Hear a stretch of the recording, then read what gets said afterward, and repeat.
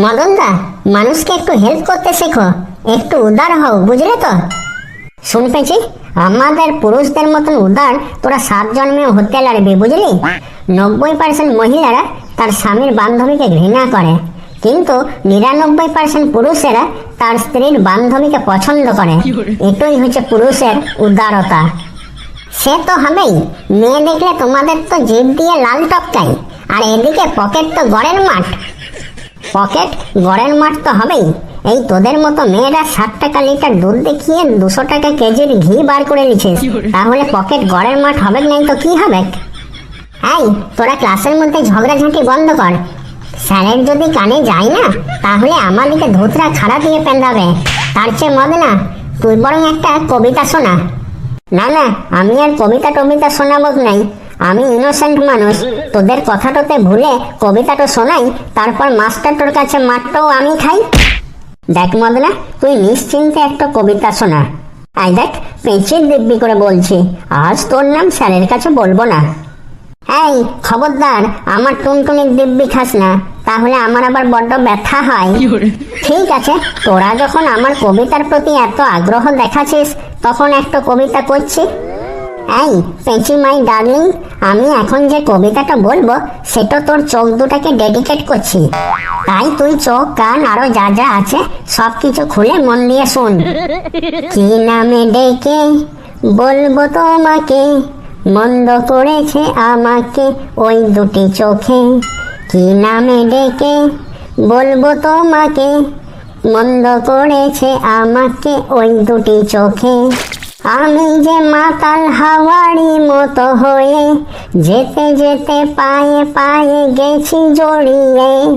আমি যে মাতাল হাওয়ারি মতো হয়ে যেতে যেতে পায়ে পায়ে গেছি জড়িয়ে। কি করি ভেবে যে মরি, বলবে কি লোকে, মন্দ করেছে আমাকে ওই দুটি চোখে। কি নামে ডেকে বলবো তোমাকে, মন্দ করেছে আমাকে ওই দুটি চোখে। পালাতে পারিনি আমি যে দিশে হারা, দুটি চোখ যেন আমায় দিচ্ছে পাহারা। ধরা পড়ে গেছি আমি নিজেরই কাছে, জানি না তোমার মনেও কি এত প্রেম আছে। ধরা পড়ে গেছি আমি নিজেরই কাছে, জানি না তোমার মনেও কি এত প্রেম আছে। সত্যি যদি হয় বলুক যা বলছে নিন্দুকে, মন্দ করেছে আমাকে ওই দুটি চোখে। কি নামে যে ডেকে বলবো তোমাকে, মন্দ করেছে আমাকে ওই দুটি চোখে। কি নামে ডেকে বলবো তোমাকে, মন্দ করেছে আমাকে ওই দুটি চোখে। এই কে রে, কার দুটি চোখ মন্দ করেছে আমার ক্লাসে? চোখ দুটাকে নিয়ে আয় আমার কাছে, এক্ষুনি দুটা আঙুল ঢুকাই গেলে দিছি চোখ দুটাকে। স্যার, মদনা চোখ দুটা। এবার বলবি আমাকে কবিতাটা বলতে কেলটু। তোর চোখ দুটা লয়, তোর ডিম দুটাকে গেলে দেবো। না স্যার, মানে বলছিলাম যে আমার চোখ দুটাই খুব র্যাশ বেরাইছে, সেই জন্য মন্দ মন্দ দেখতে পেয়েছি। ও এই ব্যাপার, ঠিক আছে ঠিক আছে, সব বসে পড়। আচ্ছা, সবাইকে আমি পড়া করে আসতে বলেছিলাম, করে এসেছিস তো? এই যা, পড়তে বসতেই তো ভুলে গেছি। এই ফেলু, কি পড়া করে আসতে বলেছিল? ধুর, তুইও সেই শুধু শুধু মাথা খারাপ করছিস। কে পড়া করে এসেছে বলতো? আমরা আজও পর্যন্ত কি পড়া করে এসেছি কোনোদিন যে আজ পড়া করে আসবো? স্যারকে বলে দে না সব পড়ে এসেছি, তারপর বানিয়ে বানিয়ে কিছু একটা উত্তর দিয়ে দেব। স্যার, আমরা সবাই পড়া করে এসেছি। বাবা, ভেরি গুড ভেরি গুড। আচ্ছা, তাহলে কেলটুকে দিয়েই শুরু করি। বলতো কেলটু, একজন লোক লাগাতার 25 বার রক্তদান করলো, কিন্তু ব্লাড ব্যাংকের লোকেরা তার স্ত্রীকে সম্মান জানালো কেন বলতো? স্যার, আজকালকার দিনের স্ত্রীদের প্রধান খাদ্যই হচ্ছে তাদের স্বামীদের রক্ত, তাই এখনকার দিনের স্ত্রীদেরকে এক কথায় রক্তচোষাও বলা হয়। এক্ষেত্রে ওই স্ত্রীটি তার স্বামীর এক ফোঁটাও রক্ত চুষে খায়নি বলেই তো লোকটি 25 বার রক্তদান করতে পেরেছে। তাহলে তো স্যার তার স্ত্রীরই সম্মান পাওয়ার কথা। উড়িয়ে বাবারে, তোর কথাতে কিন্তু দম আছে। আচ্ছা এবার বলতো আমরা কি এমন করলে অনেক বছর বেঁচে থাকতে পারবো? স্যার, বিয়ে করলে? কি বলছিস রে, বিয়ে করলে আমরা অনেক বছর বেঁচে থাকতে পারবো? তার মানে? আগে না স্যার, বিয়ে করলে আপনার বেঁচে থাকার ইচ্ছেটাই চলে যাবে। বাবারে বাবারে, তোরা কি সোজা কথার সোজা উত্তর দিতে জানিস না? এই পেঁচি, এবার তুই দাঁড়া তো দেখি। তুই বলতো 1 কেজি লোহা আর 1 কেজি তুলা এর মধ্যে কোনটা বেশি ভারী? স্যার, লোহা বেশি ভারী হবে। গাধা কোথাকার, কি করে লোহা বেশি ভারী হবে? যখন লোহাও 1 কিলো তুলাও 1 কিলো, তখন লোহা কি করে বেশি ভারী হবে? স্যার, আপনি আমাকে 1 কিলো তুলা ছুঁড়ে মারুন, আর আমি আপনাকে 1 কিলো লোহা ছুঁড়ে মারছি।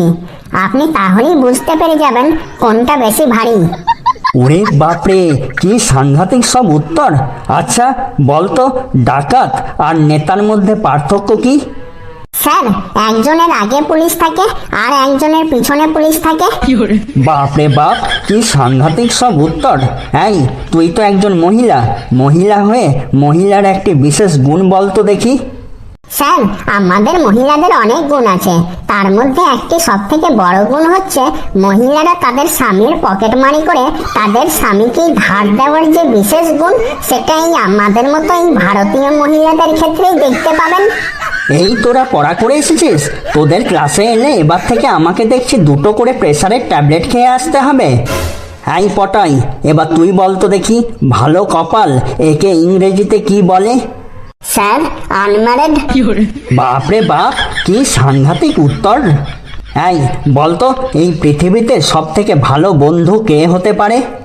স্যার, এই পৃথিবীতে সব থেকে ভালো বন্ধু হয় বউ। শুধু শর্ত একটাই, বউটা অন্যের হতে হবে। বাবারে বাবারে, তোরা আমার মাথাটা খারাপ করে দিলি। কোনো প্রশ্নেরই কি তোরা সোজা উত্তর দিতে জানিস না? আচ্ছা, তুই একজন আদর্শ ছাত্রের নাম বলতো। স্যার, এই জগতে আদর্শ ছাত্র একজনই আছে, বিবাহিত পুরুষ। কেন কেন বিবাহিত পুরুষ আদর্শ ছাত্র কেন? স্যার, বিবাহিত পুরুষ জীবনভর ছাত্র থাকে, কারণ বউয়ের মনে হয় মা শেখাচ্ছে আর মায়ের মনে হয় বউ শেখাচ্ছে। তোদের সাথে আমি আর পেরে উঠলাম না রে। এই মদনা, তুই বলতো কলিযুগের প্রাণ কাকে বলে? স্যার, জীবন আর মৃত্যুটা তো ভগবানের হাতে, আমাদের মানুষের হাতে শুধু মোবাইল তো আছে। তো আমাদের ভিডিও দেখতে থাকো আর শেয়ার করতে রাখো। এই স্যার, মোবাইলই হচ্ছে কলিযুগের প্রাণ। এই, তোরা বড্ড বেশি বকবক করছিস কিন্তু। এই মদনা, এবার বলতো দেখি, প্রতিবেশী কাকে বলে? প্রতিবেশী পরের দুঃখে জলে বেশি, অন্যের দুঃখে খুব খুশি, শোনে কম রটাই বেশি, পেছনে বাস সামনে হাসি, তাদেরকেই বলে প্রতিবেশী। উড়ে বাবারে, এরকম প্রতিবেশীর সংজ্ঞা কে তৈরি করেছে? কেন স্যার, এই মদন কটকটি থাকতে সংজ্ঞা তৈরির জন্য ভাবতে হবে? আপনি শুধু বলবেন কিসের সংজ্ঞা তৈরি করতে হবে, ইনস্ট্যান্ট বানিয়ে দেবো। থাক বাবা থাক, তোকে আর কিছু বানাতে হবে নাই, তুই শুধু বস। এই ফেলু, তুই বলতো আমরা সত্যিকারের বড়লোক কাকে বলবো? স্যার, সত্যিকারের বড়লোক তারা নয় যাদের কাছে অনেক টাকা পয়সা আছে বা দামি দামি গাড়ি আছে। বড়লোক তারাও নয় যারা 40 বা 50 তলায় থাকে। আসল বড়লোক সেই যাদের বাড়িতে তাদের বাবা মা বৃদ্ধ বয়সেও হাসি খুশিতে থাকে। বাহ, ভেরি গুড ভেরি গুড। আজ এতদিন পর এই প্রথম সঠিক উত্তর দিলি তোরা। তোদের এই উত্তর আমার মন ছুঁয়ে গেল। দর্শকেরা, আপনাদেরকেও বলছি, ফেলুর এই উত্তর যদি আপনাদের ভালো লেগে থাকে তাহলে চ্যানেলটাকে সাবস্ক্রাইব করে ভিডিওটাকে লাইক ও শেয়ার করে দিন। আর এই ভিডিওটা কেমন লাগলো তা আমাদের কমেন্ট করে জানান। বাহ ফেলু বাহ, তুই খুব সুন্দর উত্তর দিয়েছিস বাবা।